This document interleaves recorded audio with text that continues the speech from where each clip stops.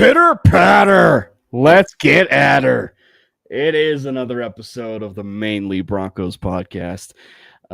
We are coming off a dub, a big time prime time dub against the Cincinnati Bengals. There is a lot of positives to come from this game. One that we will have all of it covered for you over here at the Mainly Broncos podcast. Brandon will be joining in just a little bit. His camera is, getting worked out. There is whenever someone tells you, there is no such thing as technical difficulties, there is definitely such thing as technical difficulties, specifically when you're in the area and landscape such as podcasting. There will be technical glitches. So he will join in just a little bit. Make sure you hit the subscribe button for the MHRT Network page over there on YouTube. Again, it's going to be difficult, but we are pushing and pushing for 2,000 subscribers by the end of the season. And also, of course, the Mainly Broncos podcast, which is a one YouTube channel, if you will, that was just started about a couple months ago. So make sure you hit the subscribe button for that as well. And obviously, we are live streaming on our X Twitter accounts. That would be myself at Caden Parker PO, at Jordan 2 Lopez, at the MHRT Network Twitter page, and of course Brandon at Brandon Miller PO, and we said that he'll be joining here in just a little bit. But not counting the game, Jordan, how was the vibes? How was the Lopez's vibes over there on the East Coast? Lopez vibes are good. UM football had a bye week, so just kind of sat back and relaxed for college football Saturday. Sunday, stress-free, didn't have to worry about the Broncos, so just kind of watched the rest of the games. And then Monday kind of made my night. But now, for me, big week ahead, or a big week. They already started for me. Monday with the Broncos, Tuesday with my soccer team, and then Saturday we got FSU. The best rivalry in college football when both teams are good. Debatable. FSU just likes to screw it up when they lose to Virginia. Could have had College Game Day, could have been a top 5 matchup, but you got to lose to Virginia. So, we'll definitely be talking about the. Oh yeah, victory lap. I got one for you, brother. Yeah. So there may or may not be some. I don't want to say Bryant discourse, but there will be a Pat Bryant. Just a smidge. Just a smidge.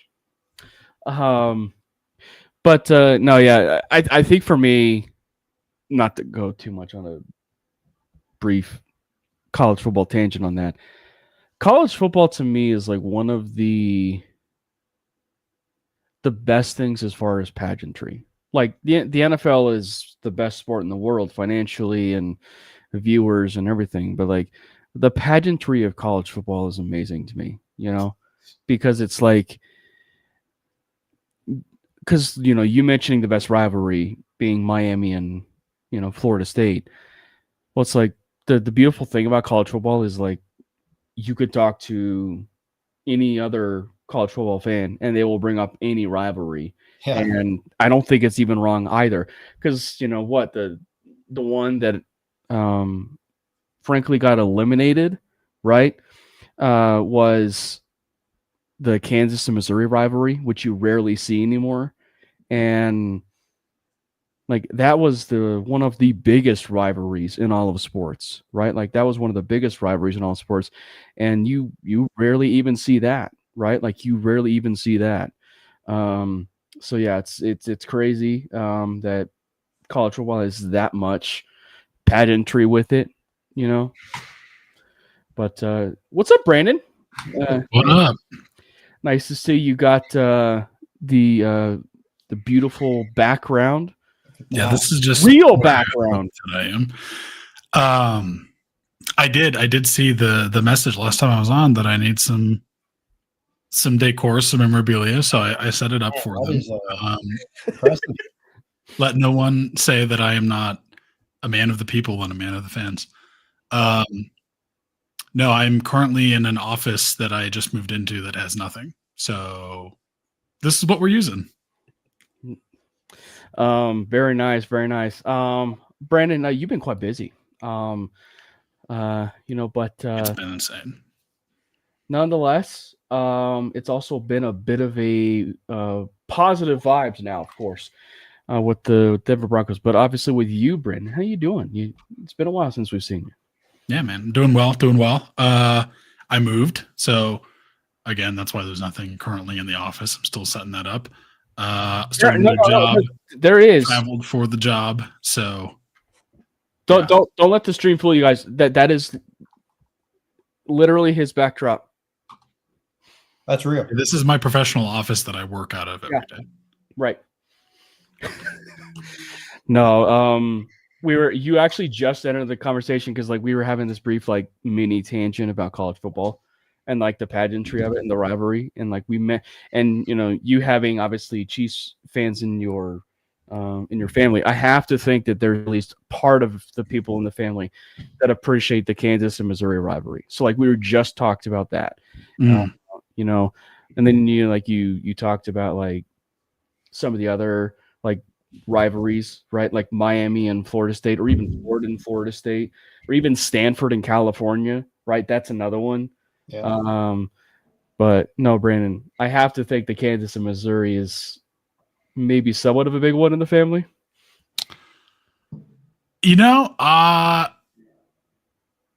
It's not really been mentioned, to be honest, just because there are 3 immediate members, not even in the family, but that are in my life that are Chiefs fans. And then, but 2 of them, the 2 that would be in that rivalry conversation, have not met each other yet. So it's possible that could be a thing, but not yet. Also, I don't really think the only person that cares about college football in my family is my dad. So he could, I don't know. He's Kansas State. He actually hates Kansas. So I don't know how that would play into it, but maybe in a big Nebraska Cornhusker person, obviously I've got a huge soft spot for the Big 12. So all the rivalries, I feel it all kind of comes from the Big 6, Big 8, and everything. So there's a lot of rivalries in there. By the way, Josh mentions, if the Broncos beat the Eagles, that I have to tweet that I love candy corn. This is in reference to, for anybody that does not know, on the Mainly Broncos Twitter account we tweeted. We also have it on our short form over there on TikTok and Instagram. But we tweeted a poll, which is, for anybody that does not know, there's a fall tradition here at the Mainly Broncos podcast, which is, do you like candy corn? Yes or no? And I think it's very evident, that at least part of us, maybe not all of us, do not like candy corn. Bruh, if the Broncos beat the Eagles, I will eat candy corn on stream the next episode. And I hate candy corn, but I'll do it if that's what it takes, man. If we beat the Eagles, screw it. Yeah, I'm not a big fan of candy corn either. I was gonna say that probably should have been the vetting process, Jordan. As far as one of the first few questions we asked you was, are you a fan of candy corn? So you passed the test. You passed the test of not liking candy corn. Brandon knows, we've had this conversation every fall. It's I just can't eat chalk. I can't eat chalk. And not to put a certain someone on blast, but my dad, I want to say it was last year or 2 years ago.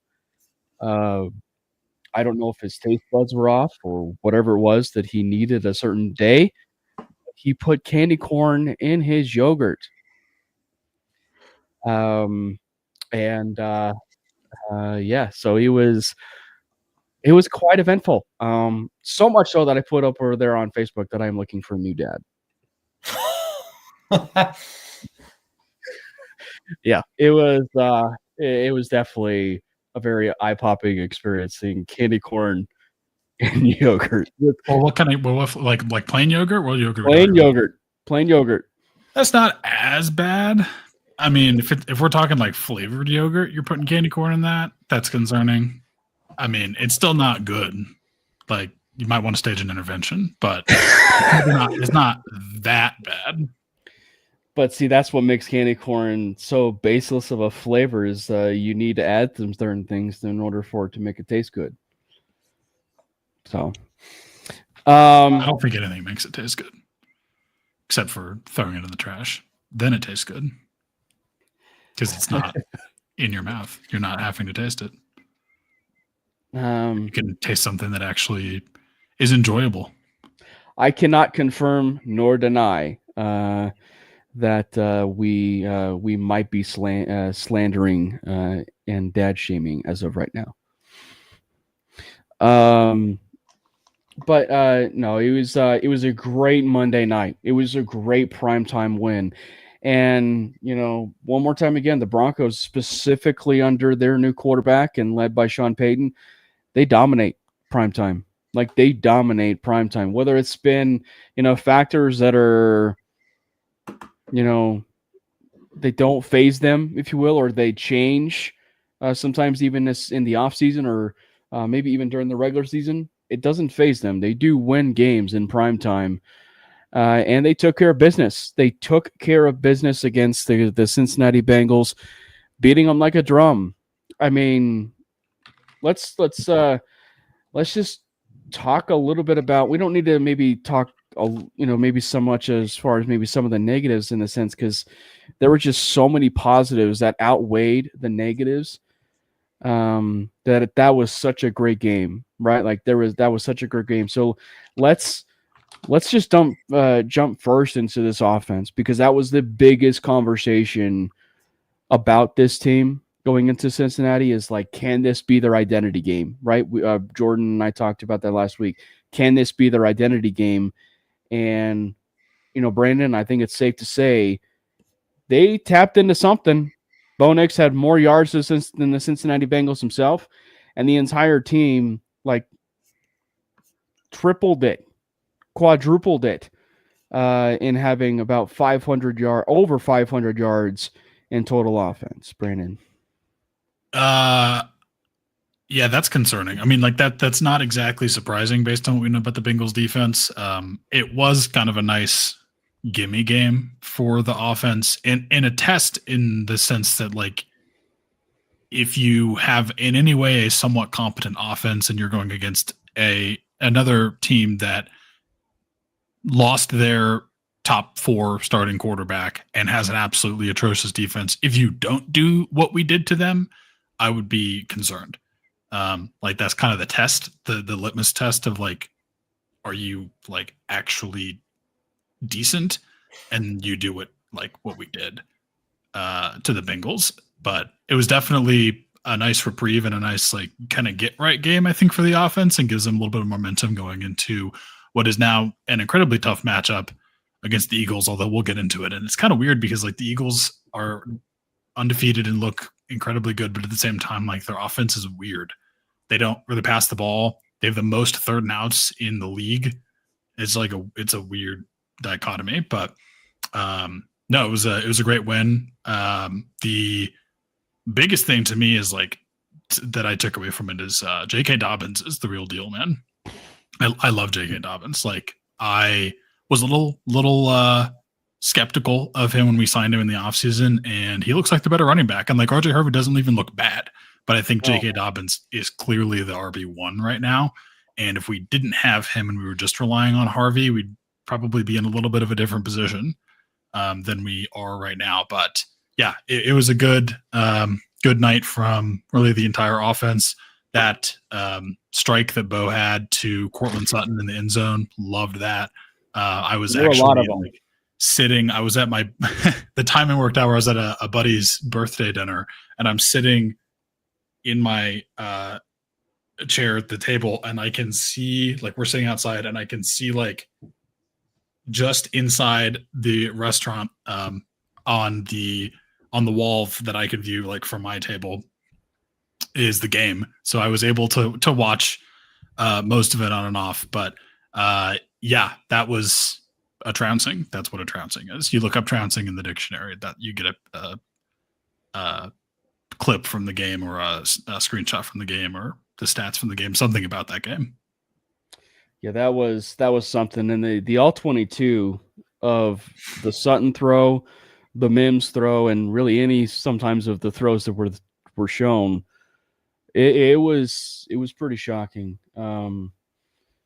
You know, and like there were a lot of big time throws. Like there were a lot of big time throws in that game. You know, for Bo and just particularly the offense. And I want to touch on something that you mentioned there, Brandon, because we said so much about their identity, and like they really they were sticking to the run, but it was in such a different flavor, right? Because like one of the things that we had been seeing in training camp was the Dobbins and Harvey package. We saw that in the Cincinnati Bengals game. You know, and then we even saw, because of that, they fed off of that and the confidence off of that to use Dobbins in the running game, to use Harvey in the running game, or maybe not even in the running game, but in the passing game. You know, Jordan. So, and Brandon, like we finally might actually get a glimpse of what this identity of the team is, and it's going to center on those two running backs. Yeah, I just felt like both running backs were more into a rhythm than we saw in previous games. I know Sean Payne mentioned it in the post-game presser after the game, but he kind of got like a groove within the game with how to split their reps or give each running back their reps. It's not like each single drive, you know, they're alternating in and out, which kind of messes up the flow. It seemed like J.K. Dobbins got his drives, RJ Harvey got his drives, and then you'll have the occasional Tyler Bidet sighting, especially on that little halfback pitch and catch he had in the 2-minute drill. That was actually pretty nice. But yeah, it was just much more of a flow between the running backs, and I think that actually makes a big difference just for how the game goes and how the offense you know, goes and performs. It just seems like everybody was on the same page, and it looked like things were clicking. And again, this was a perfect game to do it. We just needed to see it, and again, no better time to show it than on prime time and against a defense like that. And again, I understand it's the Bengals defense and stuff like that, and you're supposed to be. At the same time, we just saw the Buffalo Bills at home against the New Orleans Saints struggle a bit. So there's always two sides of the spectrum here when you come to, hey, you should do this against this team. But at the end of the day, Broncos looked really good, and it looked like their offense is finally getting to a flow and a rhythm. And true to form, you know, it seems like the Broncos has started to kind of, you know, move the chains of being a really competent football team, which if you look at Sean Payton's history, September's, you know, he's 500 in September. But then you go from like all the rest of the months, and he's like now he's like a 75% winning percentage of a head coach. It's actually something absurd. So the part of it with JK, Brandon, you know, and Jordan is like that I think is where you really see it in terms of how much it's made a difference. And, you know, again, Harvey's not really been much of a disappointment. It's just because JK's been so much better, right? Like JK's been so much better, but the vision of both of them, right? Like the vision of both of them, specifically Dobbins, because there was that 2nd and 10 run. There was that 2nd and 10 run, which I think ended up being, you know, 3rd and 1, but like it's where he cuts it right and he stops. It was like a true Le'Veon Bell type run where he stops, and then he immediately sees the opening there on the left and then cuts it inside to take that. Like it was that was a breathtaking run from JK, and obviously he had a he followed it up, I should say, with another really good run after that. But that play was so indicative of what has been these running backs in the last handful of years. Brandon, like, I can't even tell you the amount of times you and I talked about how, bad Javonte Williams was playing at times, right? And like that was a game where it was evident, just I guess how bad Javonte Williams had been with the Broncos, because he turns that run into a 1 or 2 yard gain. JK ended up turning it to a darn near first down. I mean, shout out to Javonte, because on the Cowboys he looks pretty good.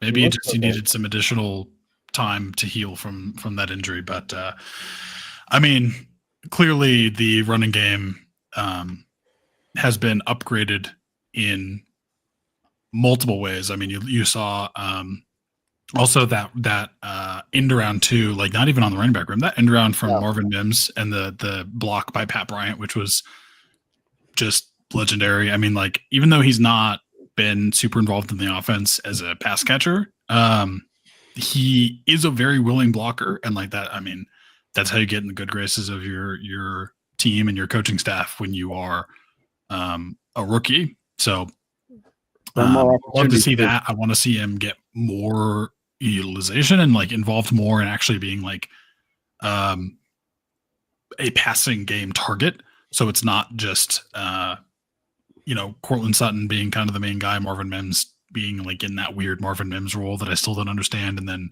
Troy Franklin like kind of having the breakout, although he did have a pretty bad drop in this game that I'm saying was on him. Like, that was a very catchable ball. Was it perfect? No, but it was more than one, I think too. There was more than one. So like he had a little bit of a rookie. Well, obviously he's not a rookie, but like rookie. The rookie player showed up a little bit. What we saw last year from him. So I want to see maybe some more Pat Bryant as a target, or just like throw more to Marvin Mims, man, please. But yeah, I definitely like to see. I liked what I saw from J.K. Dobbins. I liked what I saw even from R.J. Harvey, keeping it in, running up the gut and not just trying to bounce it outside every single time that he gets the handoff. So that's nice to see. I mean, I do think you will see more R.J. Harvey take more carries as well. Like the runs he had like were really, really good. And then he obviously had that receiving touchdown where he was just like absolutely wide open. Like, he couldn't be more open. But yeah, you love to see the willingness as a blocker from Pat. Yeah. And then I just had to talk about this, and I'm sure we would get to it eventually, but I need to talk about it as soon as possible because it's just absolutely ridiculous. The Bengals defense, bad. The Bengals offensive line might be worse somehow than the Bengals defense, which, if you're going to talk about the play that I think you're referring to, a compliment. But there was that. I mean, everyone knows it's been everywhere, and everyone's talked about it. But the play where the Broncos only send 3 rushers, and 4 of the 5 offensive line. No, there was the offensive line, and then they had the running back blocking for the Bengals, and Pirine. 4 of their blockers tried to stop one of our 3 rushers, and up in the middle, and then I think it was Benito and Cooper that were like coming around on the edge, completely unblocked. Like, we only rushed 3 people. They had 6 people to block our 3 rushers, and 2 of them were like borderline untouched, screaming around the edge. It was actually crazy. I'm like, that can't possibly have happened in an NFL professional football game, but it did. Yeah, it was like P. Ryan went into the game and said, Zach Gallen, he's the guy to beat us. They made it a priority. I mean, they're not wrong, but yeah, tied for 4th in the NFL in sacks, Nick Benito exists as well. Right. And Jonathan Cooper does too. Like it's just crazy. Before we talk maybe a little bit about some more offense, let's let's continue that trend of defense, because I think that like one of the biggest takeaways, like just from the team in general, was the idea of a Riley Moss revenge game. Now, statistically, starting out, it didn't look so hot. Like there were some penalties, and to throw this in here, apparently that crew was one of the more penalty-oriented units in the entire National Football League. I think they average like 24 flags. Yeah, like in games, that is a very absurd number. Like you don't need to sugarcoat that. That is a very absurd number. But he got picked on, which has been the theme of this so far this year. And yes, there's Jake Browning, but he's got T. Higgins on the other side.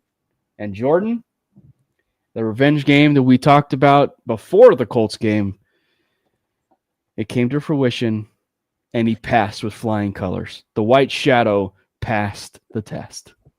Yeah, it looks like Riley Moss isn't a bad corner after all. Like how everyone, I wouldn't say everyone. There's been a good chunk of people coming to his defense on social media, but there was a time there where Riley Moss on social media was one of the worst corners in the league.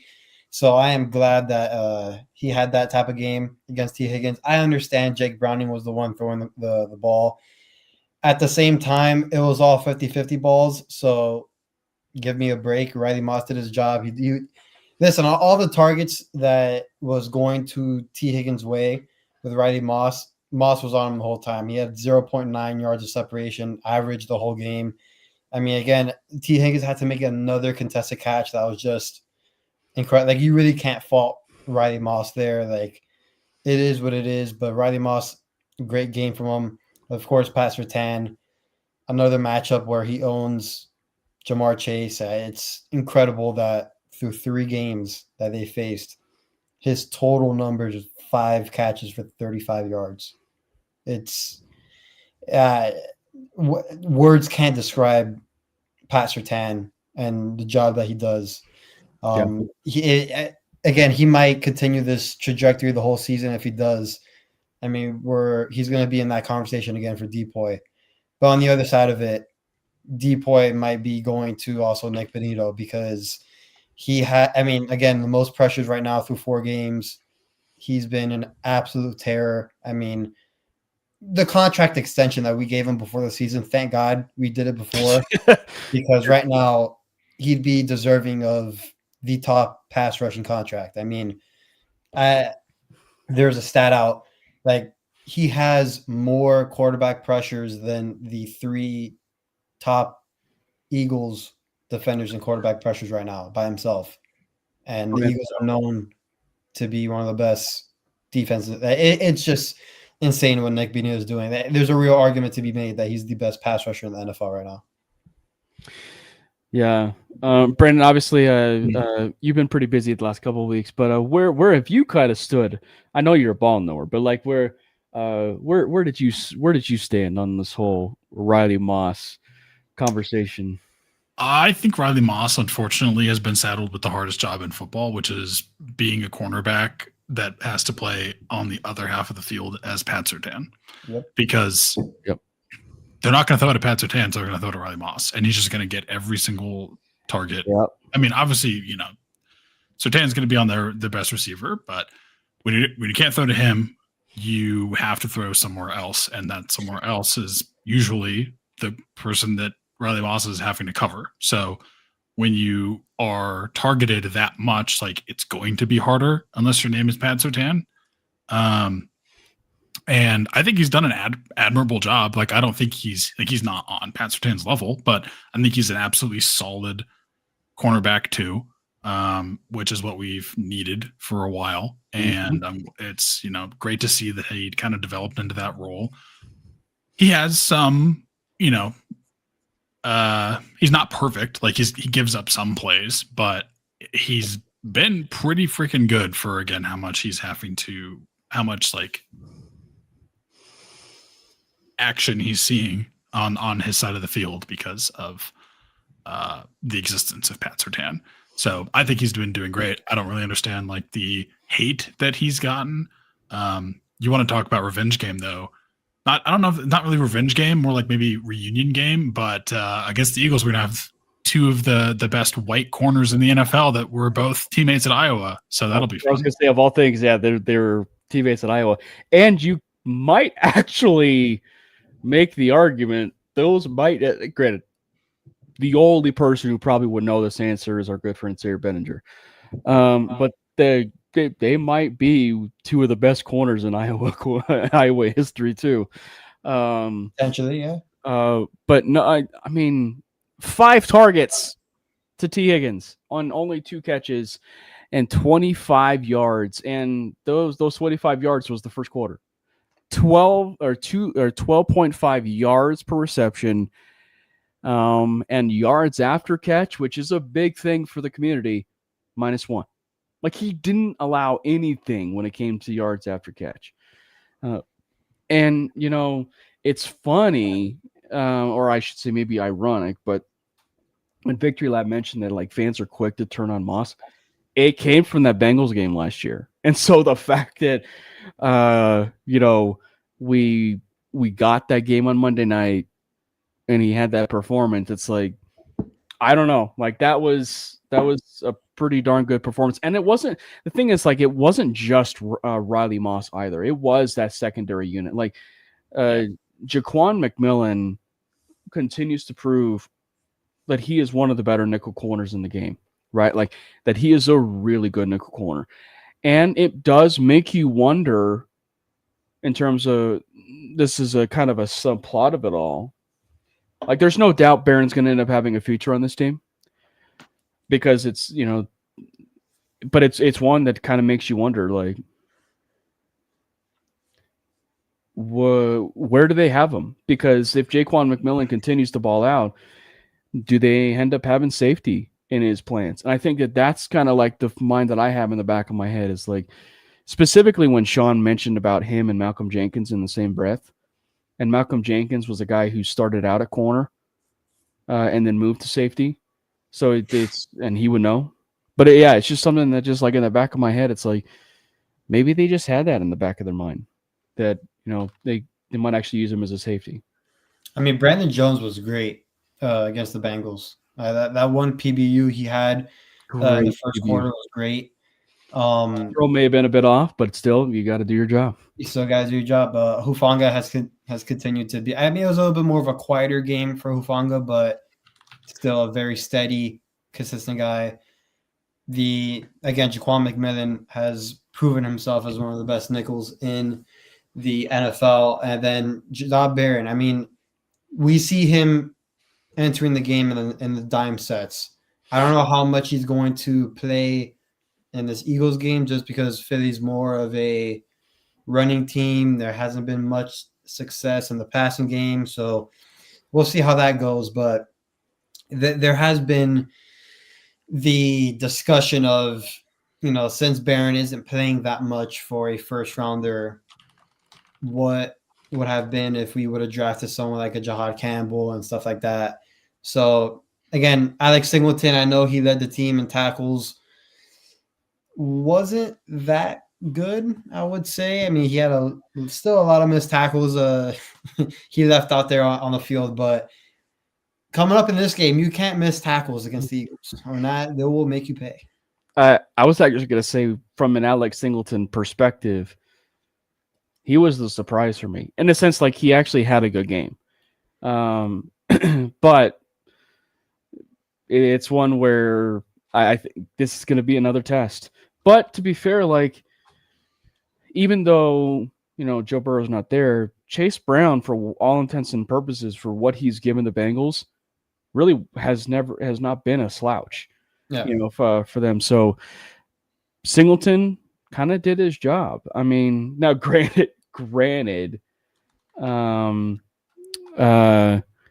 every single pass that was thrown to Singleton in terms of targets was 100% completion percentage if the Bengals game. So, like, every single pass that was thrown to Singleton, the player caught. I mean, Troy Aikman blatantly called out Singleton and Stranad like as soon as the game started. Yeah. Like Broncos defense great, defensive line is unbelievable, the secondary is great, but guess what? A Hall of Famer in the commentary booth immediately points out that the weakness in this defense is the middle, and he kind of said it pretty nicely, but clearly called out Alex Singleton and Justin Stranad, and going into this Eagles game, man, oh man, they can get exposed, but I'm hoping for a much better game for both of those two. Yeah. But you go back toward the offensive side of the ball. Let's touch on this from what we saw from Bo. Let's get into that. Obviously, we talked about the running game. We talked about the offense. I think, granted, I think Tim Jenkins and everybody's kind of made it evident, that when you're a former player, you play the team that's in front of you. But like that, if that is any indication of the ceiling of not just Bo Nix, but this team, they are going to be going places, a long way in terms of places. Because when Bo truly sets his feet, and then you add the athleticism and the dynamic feature of his legs, this offense is going to hit another gear. They're going to hit another gear, and they're going to be darn near unstoppable. Like Brendan, we touched on it at times, even in the green room, but that throw that he made to Marvin Mims on 3rd and 10 was probably my favorite throw of the entire night. From where I was sitting, it was a bit comparable to at least a throw funny enough, on Monday Night Football last year to the Browns, but and to Marvin Mims, but it was just a picture perfect throw. And then you add in the Sutton part of that touchdown and even that drive. Bo was surgical in a 2-minute offense when they needed the points they needed, coming away from that turnover that they got, and the drive before where they were in the red zone. It was about as picture perfect of a game you could ask for from that quarterback. I mean, that was easily Bo's best game of the season so far. There was another play. Well, actually, even the rushing touchdown, I loved seeing him step up in the pocket and he then decided to go for it and run it in. But not.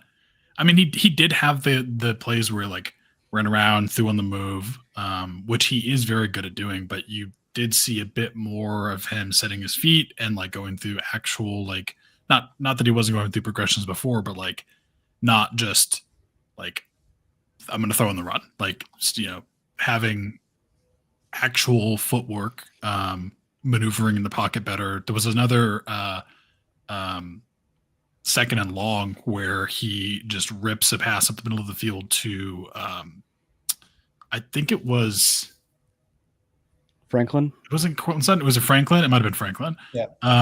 And just fits it in between two defenders and hits the receiver, which was Franklin, in stride. And you love to see stuff like that. I mean, I think if he can continue to build on that and not lean on the, running around, throwing on the move. And the defense is bad. And that's a valid thing to look at as well, but I'm not even looking at it's about the play. A situation where the wide receiver is wide open because the defense is so bad and they've busted coverage, or on that pass to RJ Harvey that became a touchdown. He's just absolutely wide open. No one covers the wheel route, but I just want to see more of I don't even care if he throws any touchdowns. I want to see him do what he did more of in the Bengals game, which is stay more in the pocket, set your feet, step up if you need to, and actually deliver accurate footballs, because you're not having to feel like you got to do the thing where you run around and then throw across your body. And I don't care if he throws, doesn't throw longer than 10 yards, and we're seeing that. That's what I want to see. We saw more of that, so I'm definitely liking more of what I saw with Bo. I want to see him build on it more and take that into the next game and the next game and the next game. And I think if he does that, like, you're going to see some, like, the actual true development of Bo and where he's at so far as a sophomore, beyond just like, yeah, now he can throw running to the left, which he couldn't do before. But yeah, I mean, I was more encouraged for sure. I thought Bo was great. I know he's been catching a lot of slack for the start of his season, and some of it was rightfully so. Some other were a little bit outlandish, but I thought it was a great bounce back game from him. I understand it's the Bengals defense, but it's against professional athletes, and he did his job. I mean, if it was that easy against the Bengals defense, everybody would be doing it. I mean, right now, Bengals are still 2-2. I know everybody's still teeing off on the Bengals defense, but it was nice to see Bo Nix have that game, have the throws he had. I mean, again, the one to Mims was great, the one to Franklin was great, and then the laser that he had to Sutton was tremendous. I don't know why the narrative.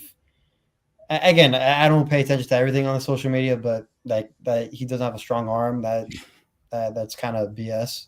I think that was disproven last year when he had like the most 20+ yard throws in the league as a rookie and all that. But he's in the longest completion of the year last year. Yeah, so people still try to say that it's pretty dumb.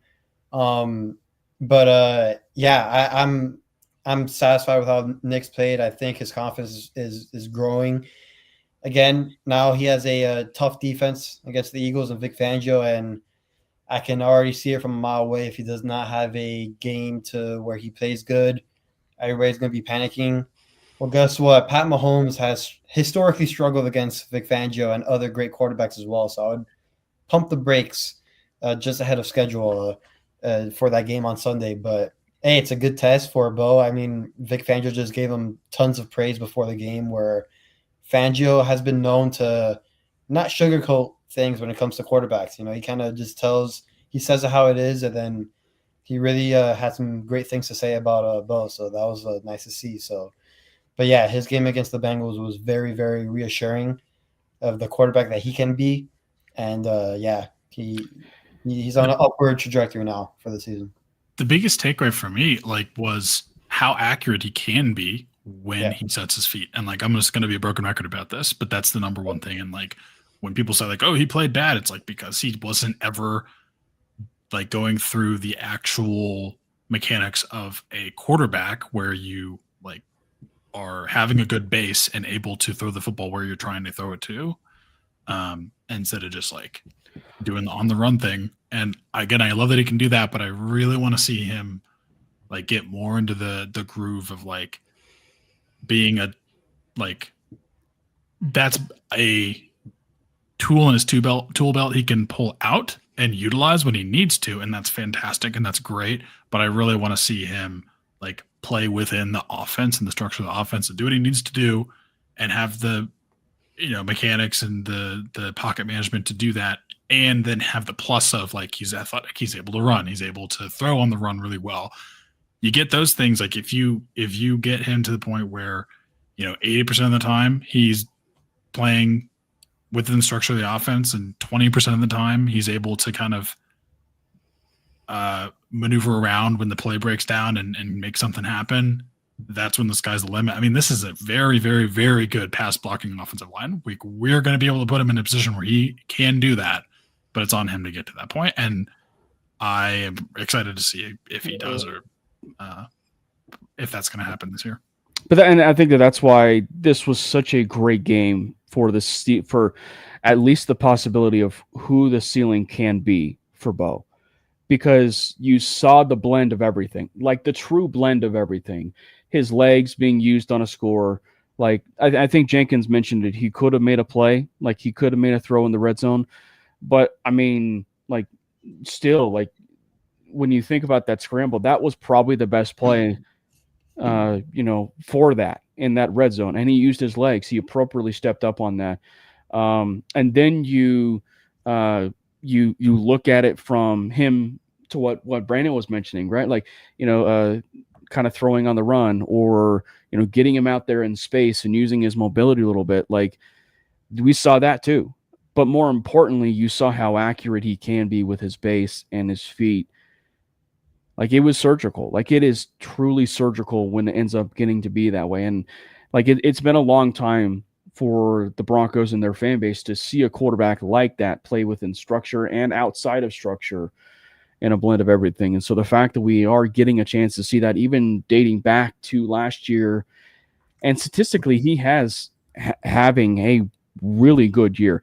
The part that I guess that I want to continue this at least just a little bit is the offensive identity skewed just a tad. And I'm not saying every single game is going to end up being 42 passing attempts, but I wonder if we're looking at it from the standpoint of the Broncos they're going to be running the ball. It seems true to the Harvey and Dobbins dynamic. But I think Sean is proving that he is pretty comfortable giving Bo the reins of passing the ball when it probably should be a run, right? And I think that is far more of a positive for this team than a negative. Yeah, I believe so too. We saw the flashes once again in the run game, especially with Dobbins in there. I do see us pounding the rock a little bit more in this Eagles game because, first of all, it's not going to be a blowout like how we had in the Bengals game, and I don't think he's going to allow Bo to throw 40 times in this game. I think he will kind of. I don't want to say Payton's going to manage Bo, but he will try to not put him in harm's way. You know, he's going to try to get the offense within a rhythm and a structure. And the first thing to do that is by running the ball effectively, which we have been. So, you know, you keep on riding Dobbins and Harvey until, you know, the wheels kind of fall off, and you utilize that play action game, which Bo's really good at, getting out of the pocket, rolling out. So you can kind of see that identity being developed, which is good. And I think that's going to be a crucial part in this Philly game. Maddie, take us through your thoughts as far as the primetime game, which felt like a pretty good barometer of the ceiling of the team and where they can go in terms of Bo Nix having more yards than the Cincinnati Bengals themselves, and the team itself having probably quadruple the amount of offense than the Cincinnati Bengals. I know that I have a ceiling for how late I like football games to start. I know that for sure. Jordan could probably attest to that. Yep. Dude, like, is the win good? Yes. Were there a lot of things that I like to see? Yes. Like, that's what the team had to look like with the competition that we were facing with the Bengals in prime time. Now, granted, there for a bit, right after we got Russell Wilson, we kept falling on our face in prime time, and everybody just talked about it for the next like 2 or 3 days. You know, on Get Up, and I was like, nah, let me go back to sleep, bro. Like, it was rough. We showed what we had to do. If we can build on that, then yeah, man, like there's certainly a higher ceiling than what it looked like we had when we dropped 2 games to teams that, you know, maybe going into the season, we thought those were going to be dubs. So my biggest thing, and I don't know how much you guys have covered, bro, we got a 100-yard rusher in Denver. Like, that's and it sucks because, like, it's still, while we were getting it sucks but good at the same time. It felt like it was still a slog, though. You know what I mean? It wasn't like there was a timeline where I was like, okay, well, maybe Dobbins doesn't even come back in, and maybe he, like, you know, maybe it's just Harvey and we still don't get this thing. So a lot of things that were good that we got to see, but we have to build upon it. And this is a great test coming up this week with one of the best teams in the NFL, regardless of how you feel about their quarterback. Yeah, it's going to be a very interesting test. And yeah, first 100-yard rusher in 38 games. And boy, does he look the part. He's top 4 in rushing right now in the NFL. He's no Latavius Murray, but but you know, it's one where, it's evident that they've got a running, and I think that's probably like maybe the part of the change with the running game. Maybe we didn't get a chance to talk about is Sean has made it pretty evident in his career that he likes to ride a running back by committee. And when we say running back by committee, we mean more than just 2 running backs, right? Like it's 3 running backs, right? Like at times.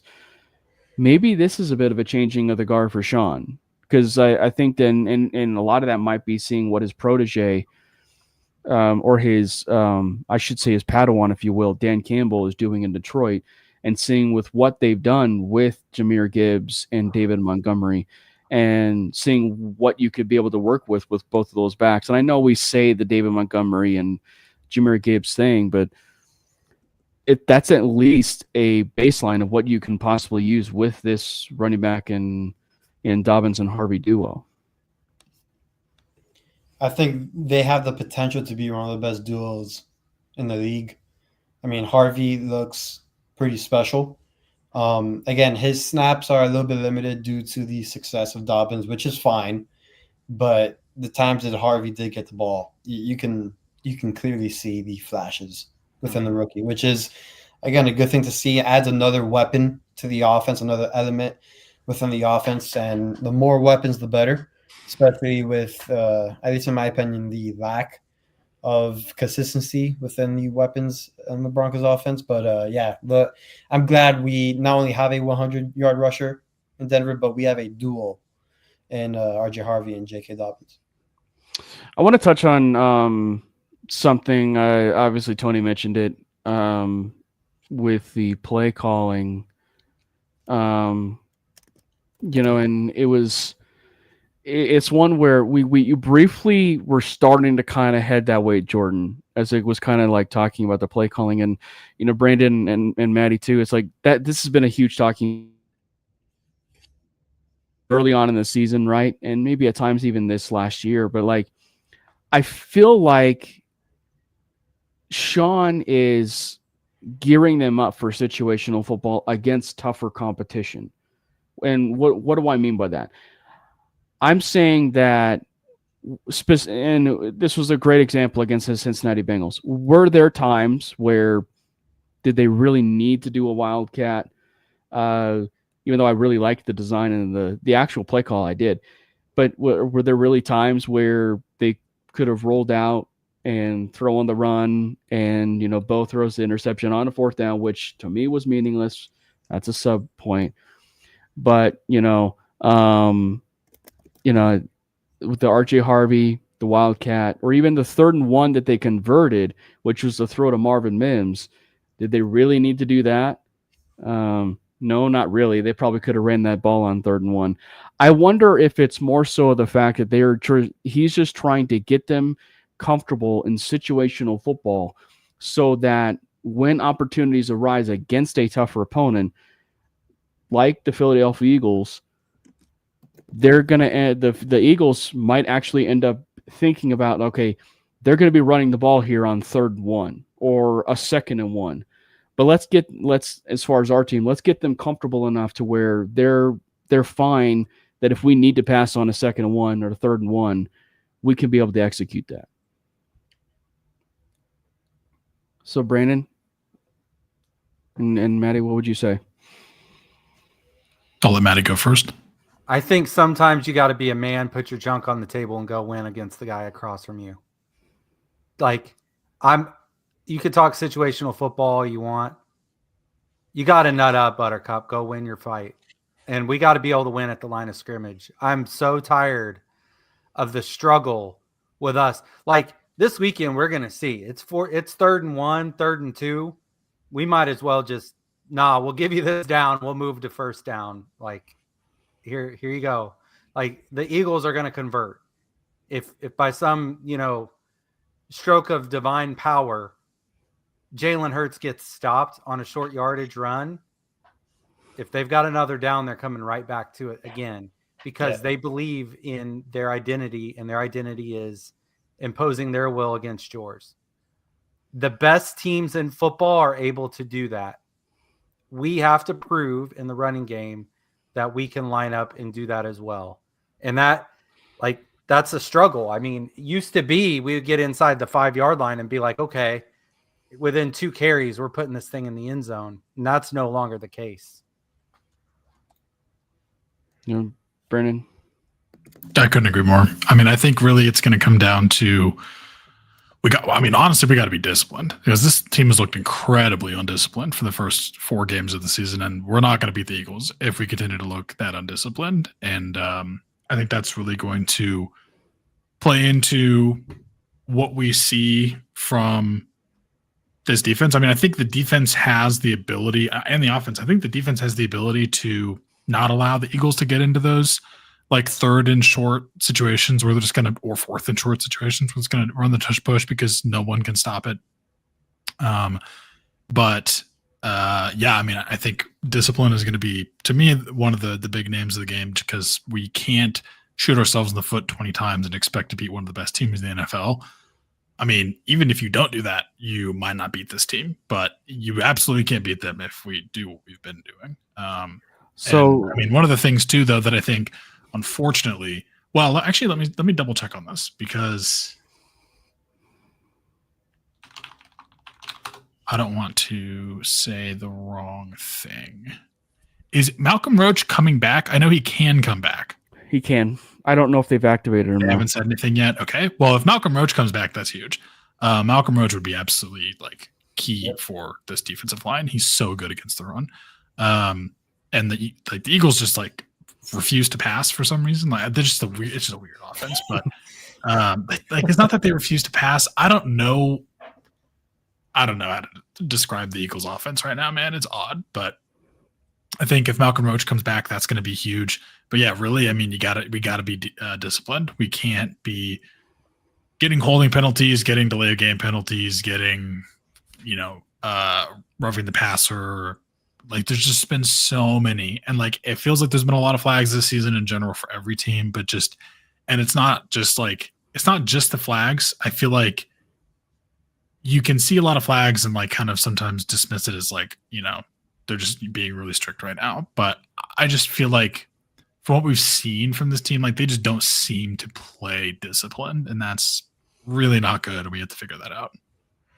So you're saying that the stuff of like the 3rd and 1 and situational stuff still bothers you?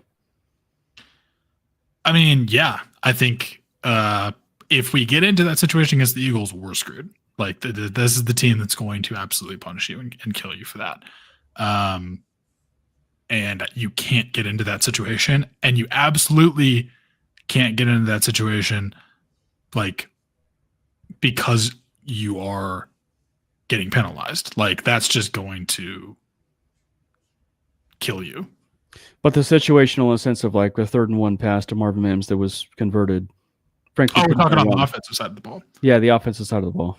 I think I mean, honestly, I think it's a similar situation there. Like you got to be disciplined when you're on offense and you're in the 3rd and 1 and you're in like that short yardage situation, because like, are we going to be able to lean on the run a little bit more and get hopefully some of those first downs with the running game? Maybe, I don't know. Against this defense, it's going to be difficult, but I do want to see more of what we saw, like again with Marvin Mims, and I want to see more like quick game that's not a screen, but like a quick 4-yard comeback route. I think you just got to be able to convert when you're in that situation. And like, yeah, it's gotten better, but it was not good the first 3 games of the season, and I really want to see that momentum continue and it not just be a one-off. If there was always one thing about a Fangio-led defense, I mean, again, they're great in the pass. I mean, they're just overall a great defense. But if there was always one weakness, there was always a run defense from a Fangio-led team. For whatever case, I do believe if the Broncos get into these 3rd and 1s, 3rd and shorts, not only do you have to commit to the run, but both legs have to be a major, not just a factor, but a major factor in this game. You have to make them a +1 in the running game against the Eagles. Because let me tell you something. This Jalen Carter, Luke Wallenberg matchup, I am not looking forward to it. Jordan Davis too. Yeah, and listen, I was a huge Jordan Davis fan when he was at Georgia, but that's not a matchup I'm looking forward to. Like there's other matchups like AJ Brown, Surtain, like Brown's already frustrated. Surtain's gonna make him even more frustrated. You can look at like other matchups.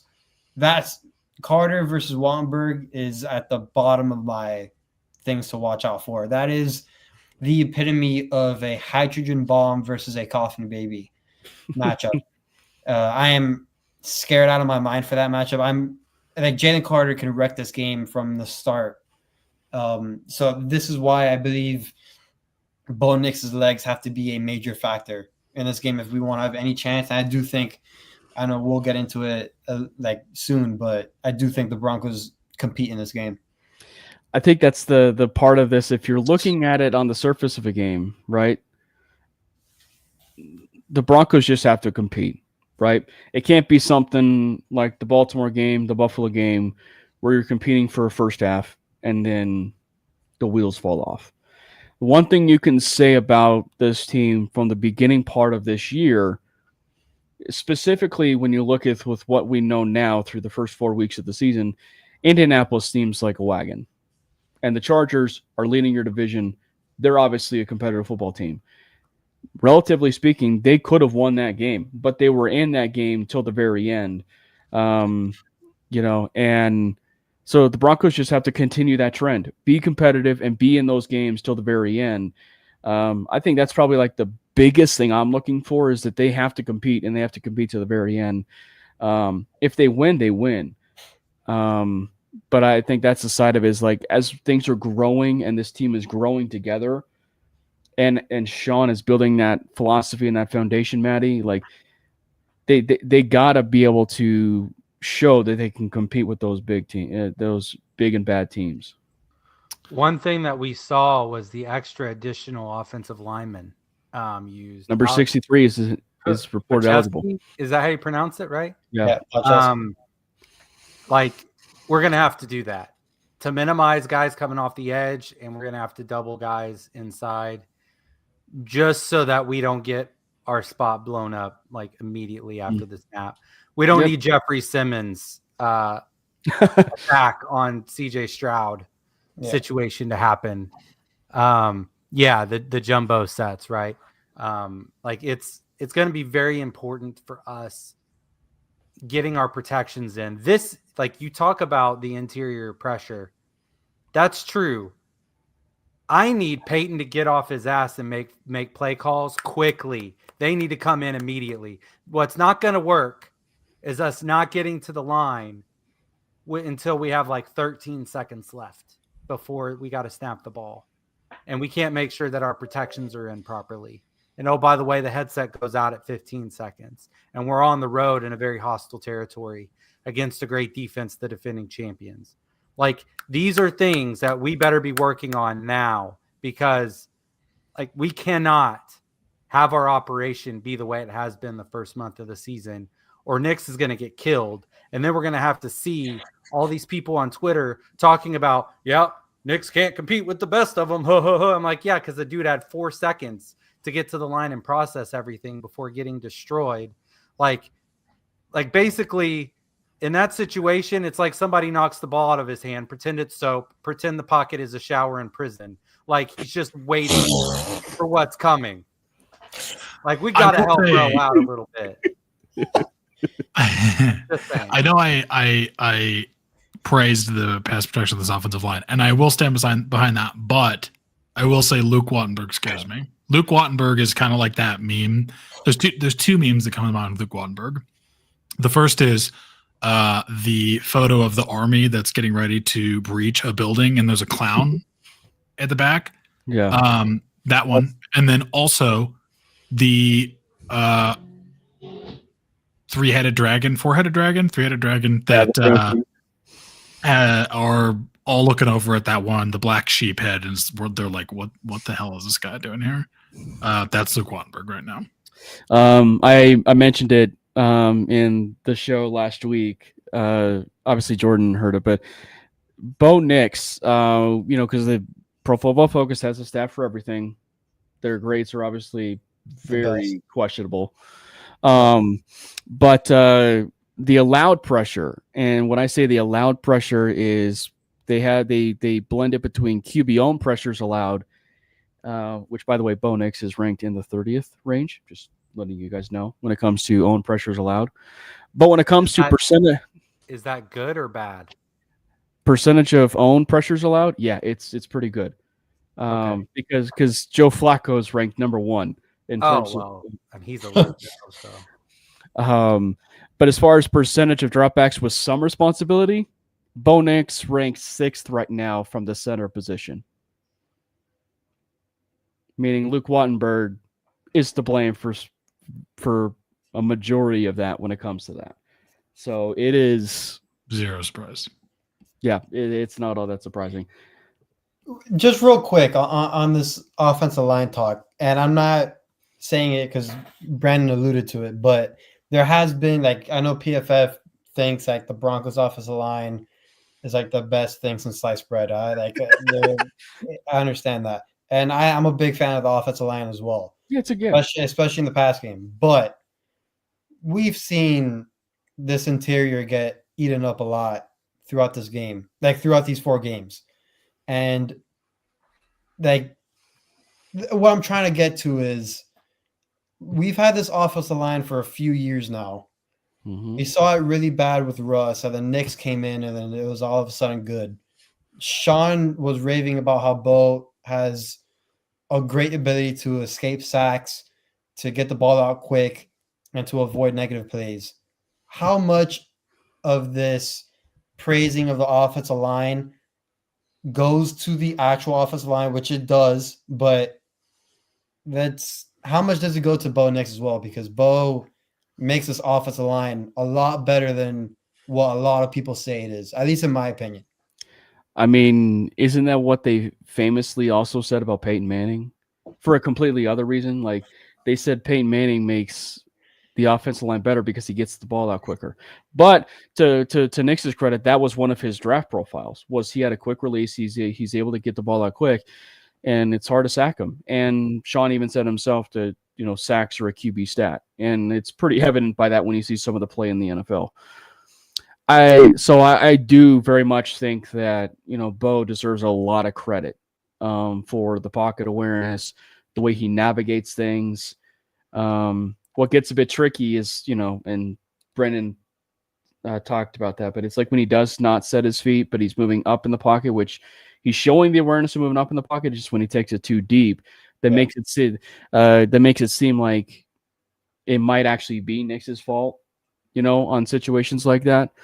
But I think the other part of this too that I think may be going a little bit unnoticed, at least from my opinion and my standpoint on that, is I also wonder too, because like I think back, and the reason why I say this is because like I think back to when Mike Munchak was the offensive line coach, and he is a Hall of Fame offensive line coach, probably retired at this point. And the first year, when he had Garrett Bowles, and Garrett Bowles had a phenomenal year, and Reisner had a phenomenal year the first year with Munchak.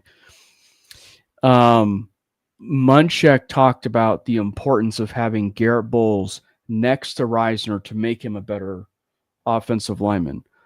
I wonder if Ben Powers and Quinn Miners are doing too much, and doing too much in that because they're picking up the deficiency of Luke Wattenberg in the running game, and and maybe even at times in the passing game, meaning they're just, they're kind of soaking in a little bit of an extra block than they really need to because of what's happening with Wattenberg.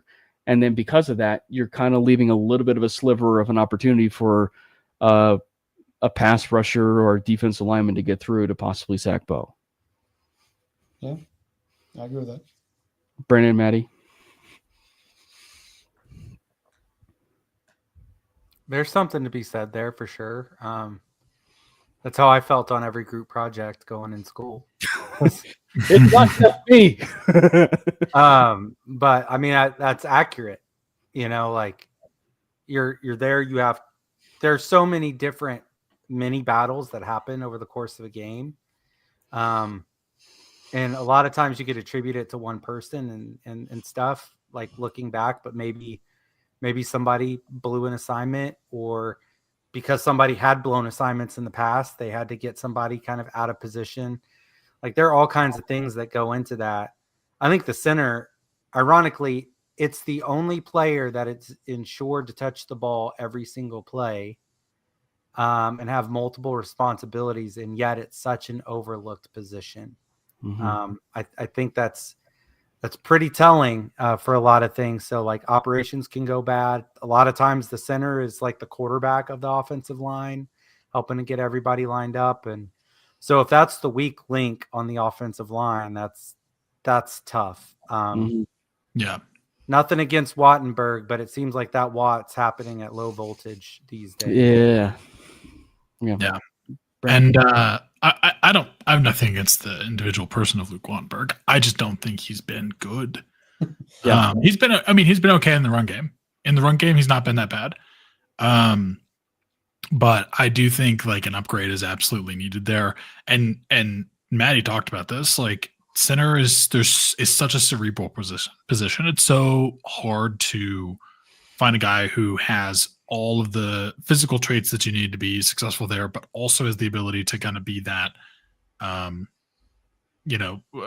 general of the line and call all the protections and all of that. And I think sometimes it can be a lot for a player to have to take that on and then have to manage doing that and then manage playing the actual like physical part of the position and blocking guys. And that might be where Wattenberg struggles a little bit. I'm not sure. I don't know, but I just think that an upgrade for sure needs to happen there, at least. And it might not happen this year. I mean, yeah, that's what I was going to say. Like, I don't. But I was going to say I don't think you see a replacement happen in the scene. It's like replacing a tackle. Not. Well, it's like replacing a tackle, right? Like, and some people may have been talking about when Garrett Bowles was struggling and trading Garrett Bowles, and then stuff like it. You just don't see that happen, right? Like you don't see offensive linemen, traded, because then at that point you're losing a blindside blocker, or you're, losing whoever your other player is. But like for Wattenberg, specifically for what we're mentioning and the responsibility that he has for the protections and being an anchor of that offensive line, that's a tough one to replace. The only reason why it makes maybe somewhat of a chance on this is the Forsythe dynamic. And we talked about, why it's such a important position and, and from the cerebral side, I think that's probably the side of it where Forsythe probably needs to grasp. And Wattenberg clearly has grasped the cerebral side of things. But it was just, I think it's one where that's probably the area where Forsythe needs to come. I think the other side of it too for me is like Bo also has to talk up his boy. He's going to end up having, obviously Bo is not afraid to speak his mind with Sean on the sideline and stuff. I think it's going to end up having to come to a point where he needs to have a heart-to-heart with Sean and say, listen, I do have some familiarity and some comfortability with Forsythe, even dating back to college. And when you talk about it from the standpoint of we share kind of like how sometimes it blends into both sports, it's like a pitcher and a catcher. A pitcher loves to have a catcher that is familiar with his, the style of pitches, what he throws. And a catcher, like a center, is like the quarterback of the entire infield or even the entire team, with not the setting protection side of things, but setting the calls and setting, what kind of pitches or even, field alignments, that sort of thing. That kind of thing does happen with center. And I think that for Bo, he has to kind of speak his mind a little bit and say, hey, Sean, we might need to see a little bit of a different perspective here with Forsythe. So you're telling me this is the guy we're talking about right here? My name's Jeff. My name's Jeff. My name's Jeff. Yeah. There's your guy here, Brandon. Yeah, that's him right there. Yeah. Yep. So yes, we're definitely going to be using that one anytime soon. So let's talk about let's continue the conversation about Philly. I think a lot of us, it's a sweep, do feel like the Broncos are going to lose this game. But there might be some differing opinions of the game. Whether it's going to be maybe close, whether it's going to be a blowout. We'll start with you, Maddie. Where do you feel like this team is headed? Do you think it's headed to a 56-17 game, or do you think it's actually headed to a 24-21, 17-14 type game? I think we're going to lose on a last-second field goal and lose 23-20. Another game-winning field goal. Damn. I don't think my heart can take that. And I think that the play that sets it up is going to be Devonta Smith cooking Riley Moss. Cooking. Yeah. That'll go over well for the Riley Moss White Shadow community. Yeah. Riley Moss FC will be in shambles. I mean, I'm sorry. That's the way I see it. So. Hey, 23-20 though. Game-winning field goal. But a close game. I mean, I'm not a big moral victory guy, but yeah. As devastating as a game-winning field goal would be. Actually, I think that would throw a lot of people off the rails. I mean, another heartbreaker like that, especially if we don't trail in the fourth quarter again. Oh my God. Yeah. Brandon? I think it's going to be close, and I think we're going to lose. It's going to be like a 17-20 game, something like that. I don't think it's going to be a high scorer. Not 20-17? I mean, I'm putting the Broncos score first because this is a Broncos podcast. No, I see what you did there. Jordan, you think it's also close? So I believe that due to the Eagles' offense struggling so much, I think the defense can do their job for the most part. The Eagles' defense, rushing-wise, again, has been great, and that's probably the only weakness a Fangio-led defense has. There's a lot of distractions right now going on with the Eagles. This may be a little trap game for them heading into this game, especially at home, knowing that the Broncos are 2-2, maybe just overlooking just a smidge. I do think the Broncos are kind of getting into a rhythm here, and I do believe that the Broncos will run the ball a lot more, and they'll stick with it, which is something we haven't seen from Sean Payton this year. I think he sticks with it. I think this offense looks much more improved, and it continues on that upward trajectory. And I think the key advantages, at least statistically, kind of play into the Broncos' favor. Like, again, all the Eagles' offense statistics don't bode well for them. Eagles' defense, known to be good, but struggle against play action. Again, Broncos start pounding the rock. Play action is going to be a big thing for the Broncos offense.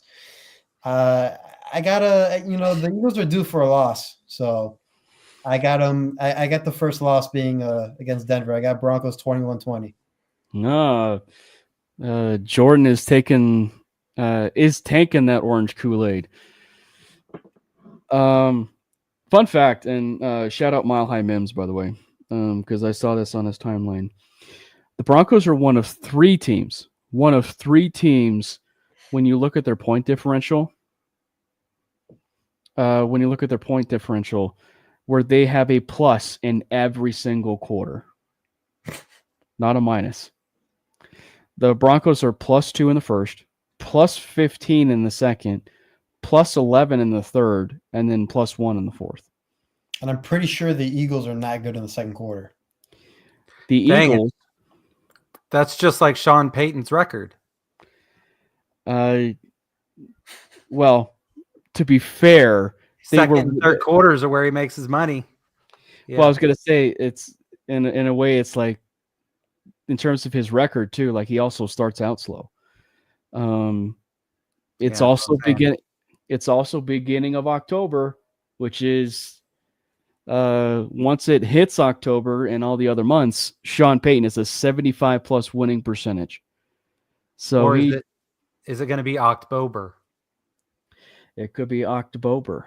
I don't know. I just found that kind of interesting. That they were like one of 3 teams that has won every single quarter as far as a plus minus. I think the stat that will lose the Philadelphia Eagles game for the Eagles is the statistic of one that probably should be talked a lot about when it comes to the Eagles, even nationally, and that is they lead the NFL in 3-and-outs.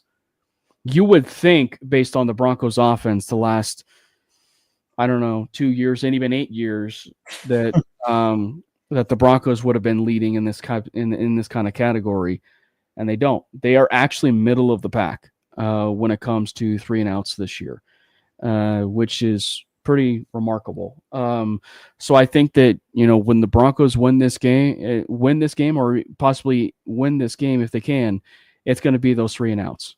Like they have to win those, and they got to be able to capitalize. Right? They got to be able to capitalize. Stick to your identity, run the ball, and I think that there's a decent chance that they win. I don't have them winning, but it is a close game. Philadelphia also is due. Philadelphia is also due for a loss. And if there's one thing we know, they won the Super Bowl last year, but if there's one thing we at least know with Nick Sirianni, and what we've seen with him as a coach with the Eagles, he has been known to throw some duds early on in the season, or even at some point in the season. Will that be now? Maybe. The Eagles also are afforded a chance to lose a game because they can. Yep. So I don't know if that'll be this game, but I think it's going to be I will actually say this. The Broncos will lose this game. It's going to be close, but I think it'll be one of the best games of the entire weekend. I think it'll be one of the best games the entire weekend. But I have them losing 23-21. Not a game-winning field goal, but I have them losing 23-21. This dude literally just prices righted me. Oh, I'm going to go one more. Okay. I will say for the spread, it opened at as 5.5 in favor of the Eagles, and it's now 3.5.